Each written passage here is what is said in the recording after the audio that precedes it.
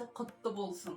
Бүгін біз кәдімгі тойларда қоятын, дастарханға сухой закуска қылып қоятын, әдемілеп, оформлениесін жасап, сонау Советский Союздан келе жатқан тауықтың етін істейтін боламыз.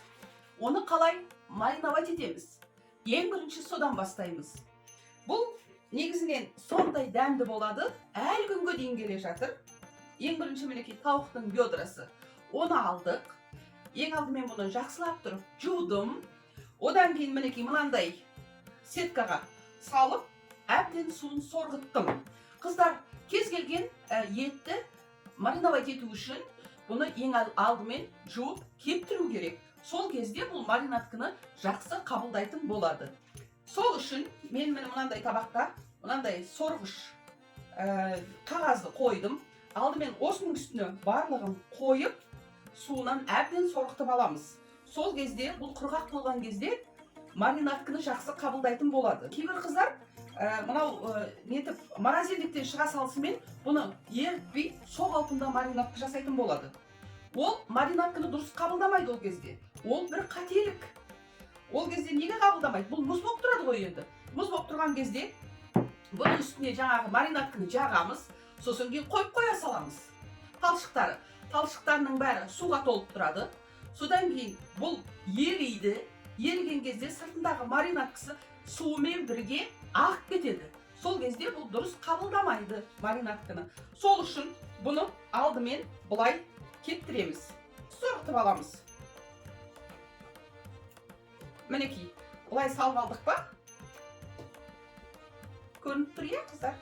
Мінекей, енді бұны бұлай бір рет шамамыз келгенге дейін. Сол кезде бұл жаңағы маринатканы жақсы қабылдайтын болады. Мұнаның ішінде мен сүртіп алдым суын. Сүртіп алдымдағы енді осының ішіне қайтадан салдым.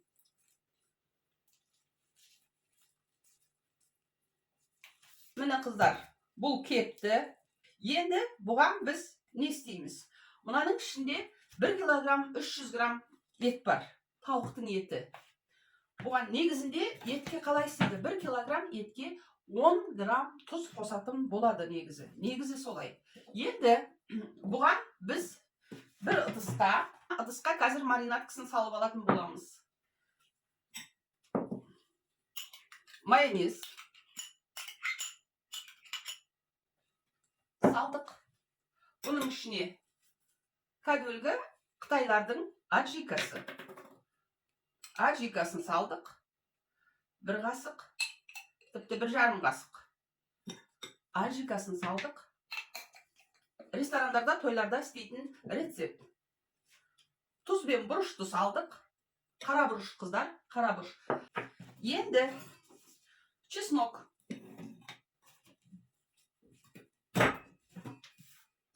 Чеснокты осылай езіп аламыз. Езіп аламыздағы. Жақсылап тұрып тураймыз.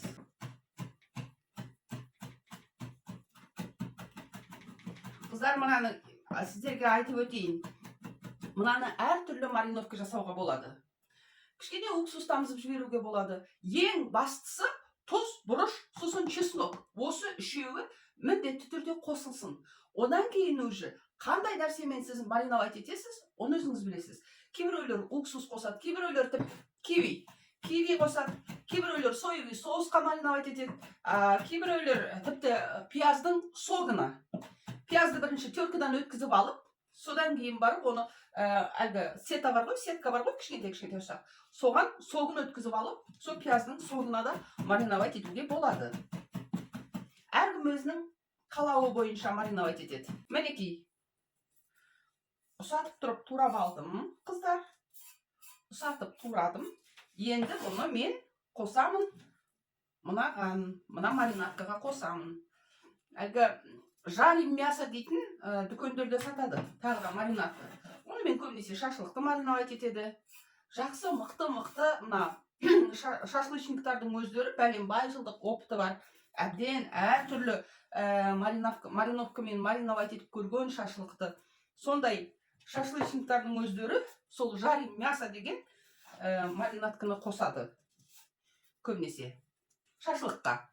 Соны да бұған қосуға болады. Енді мінекей жаңағы ішінде майонез бар, тұз бар, қара бұрыш бар, аджика бар, сосын кейін чеснок бар. Осы маринатканы жақсылап тұрып араластырамыз. Әбден сіңсін бір-бірімен, дәмін алмастырсын бір-бірімен. Барлығы чесноктың да дәмі, тұздың да, бұрыштың да, ішіндегі аджиканың бәрінің дәмі майонезге қарай өтсін. Қыздар, керемет дәмді болады, қыздар. Бұны әлгі холодный закуска қылып қана емес, бұны кәдімгі үйде ыстық тамақ ретінде де жеуге болады. Ішіне картошка қосып, духовкаға қойып, ыстық тамақ ретінде де жеуге болады бұны. Енді мен бұны мына тауықтың етіне қосамын.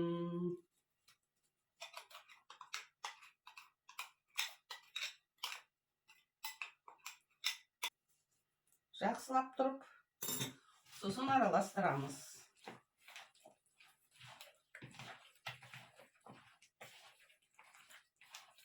Қыздар, арнаға жазылып, кішкентай ғана қоңыраушаны баса кетіңіздер.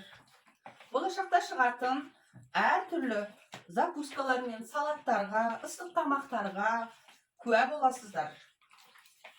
Қыздар, бұдан кейін бұл аз дегенде 1,5-2 сағат тұруы керек. Ал неғұрлым көбірек тұрса, соғұрлым дәмдірек болады. Бұны балалар қалай жақсы көреді? Кішкентай балалар жақсы көреді. Мінекей қыздар, жақсылап тұрып араластырдық. Енді бұның бетін ауа жібермейтіндей етіп жабамыз. Ішіндегі ауа сыртқа шықпайтындай, сыртқа ауа ішке кірмейтіндей етіп қазір жауып тастаймыз бетін. Мінекей целлофановый мешокпен жабамыз. Ауа жібермейтіндей етіп.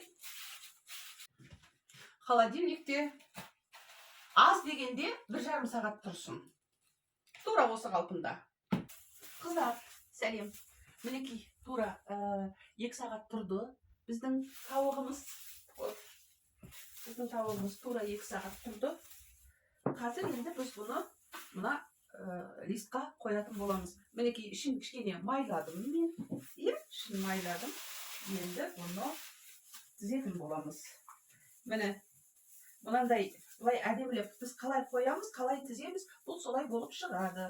Міне мынау сыртындағы корочкасы бар ғой, соны бұлай жауып, әдемілеп ішіне қарай қойып, осылай қоямыз. Өйткені бұл столға қойған кезде осындай әдемі болып шығады сол кезде.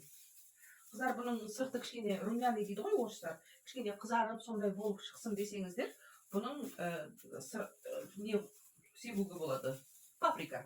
Паприка немесе куркума себуге болады. Мінекей бұлай барлығын тізіп шығамыз. Ең алдымен.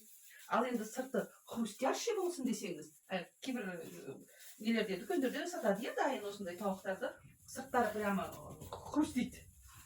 Хрустящий болып шықсын десеңіз, ол кезде мінекей дайын болуына 15 минут қалған кезде тауықты алып шығасыздағы, оны кисточканың көмегімен бал жағуға болады. Кисточканың көмегімен балды жағып, содан кейін қайтадан 15 минутқа духовканың ішіне салып жібересіз. Сол кезде оның сырты күтірлік болып шығады. Ал кейбір адамдардың осындай тауықтары бір сухой болып тұрады. Ол неге? Ол мына ішінде несі жетіспегендіктен. Ішіндегі маринад жетіспейді, сондай бір нәрселер жетіспеген кезде ол сухой болып, дәмсіз болып шығады. Қазір мінекей мынаны жақсылап тұрып қоямыз. Қыздар, бұл өзі пісті деп, болды деп піседі ғой енді өзі. Сол кезде қыздар бұны сразу бірден духовкадан алып, және тіпті мына табақтан алып қойыңыздар. Енді бұны біз әркімнің пеші әртүрлі. Мен қазір бұны 180 градусқа қоямын. 180 градусқа 45-50 минутқа қоям.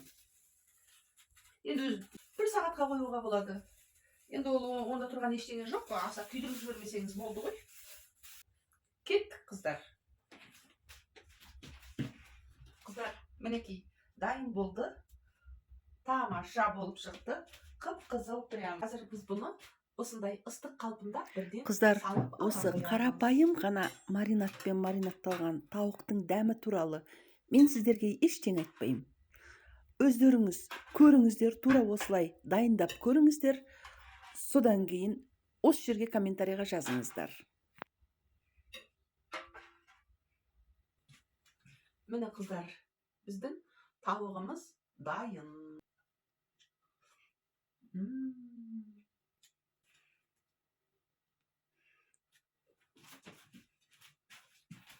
Қыздар, арнамызға жазылып, кішкентай ғана қоңыраушаны баса кетіңіздер. Сіздерге жаңа жылда жаңа бақыт, жаңаша өмір, әйел бақыты, ана бақытын тілеймін. Сау болыңыздар.